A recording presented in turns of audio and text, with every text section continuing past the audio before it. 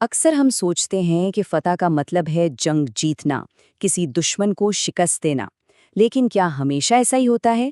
کچھ فتوحات میدان جنگ سے بہت دور، صبر اور حکمت عملی سے حاصل ہوتی ہیں۔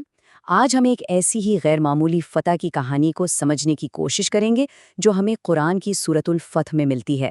اور انہی طاقتور الفاظ سے اللہ تعالیٰ نے اس سورت کا آغاز کیا جسے الفتح یعنی فتح کا نام دیا گیا۔ یہ وہ الفاظ تھے جو براہ راست نبی اکرم محمد صلی اللہ علیہ وسلم پر نازل ہوئے۔ لیکن یہاں ایک بہت بڑا سوال پیدا ہوتا ہے، کون سی فتح؟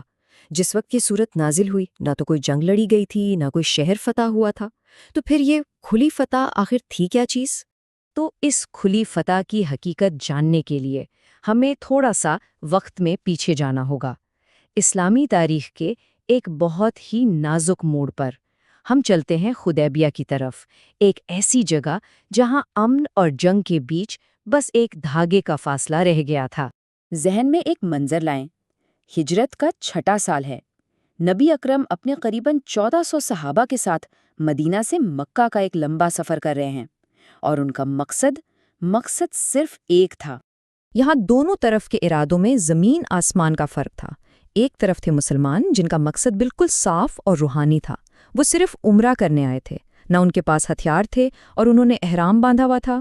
اور دوسری طرف تھے مکہ کے قریش جو ہتھیاروں سے لیس تھے اور اس پرامن قافلے کو روکنے کے لیے بالکل تیار کھڑے تھے۔ آخرکار اس تناؤ کے بعد ایک معاہدہ ہوا جس سے ہم صلح حدیبیہ کے نام سے جانتے ہیں، لیکن اس کی شرطیں کم سے کم ظاہری طور پر مسلمانوں کے لیے بہت مایوس کن تھیں۔ انہیں بغیر عمرہ کیے واپس جانا تھا، 10 سال کی جنگ بندی کرنی تھی۔ بہت سے صحابہ کے لیے یہ ایک قسم کی شکست تھی، مگر اسی لمحے میں جب سب کچھ ہاتھ سے نکلتا ہوا لگ رہا تھا، ایک ایسا واقعہ ہوا جس نے سب کچھ بدل دیا۔ یہ ایمان کا اصل امتحان تھا، ایک درخت کے نیچے۔ ابھی بات چیت چل ہی رہی تھی کہ ایک افواہ جنگل کی آگ کی طرح پھیل گئی کہ مسلمانوں کے سفیر حضرت عثمان کو مکہ میں قتل کر دیا گیا ہے۔ اس خبر سے یقیناً مسلمانوں کے کیمپ میں ایک بے چینی کی لہر دوڑ گئی۔ تو اس خبر کے جواب میں نبی اکرم نے اپنے صحابہ کو ایک درخت کے نیچے جمع کیا اور وہاں ان سب نے موت تک وفاداری کا عہد کیا۔ اسے کہتے ہیں بیت الرضوان، یعنی وہ بیت جس سے اللہ راضی ہوا۔ یہ اعلان تھا کہ وہ کسی بھی قیمت پر پیچھے نہیں ہٹیں گے۔ اور ان کے زبردست جذبے اور ایمان کے جواب میں اللہ نے قرآن میں اس واقعہ کا ذکر کیا۔ یہ صرف تعریف نہیں تھی، یہ ایک الہی اعلان تھا کہ اللہ ان مومنوں سے راضی ہو گیا جنہوں نے اس مشکل گھڑی میں اپنے نبی کا ساتھ نہیں چھوڑا۔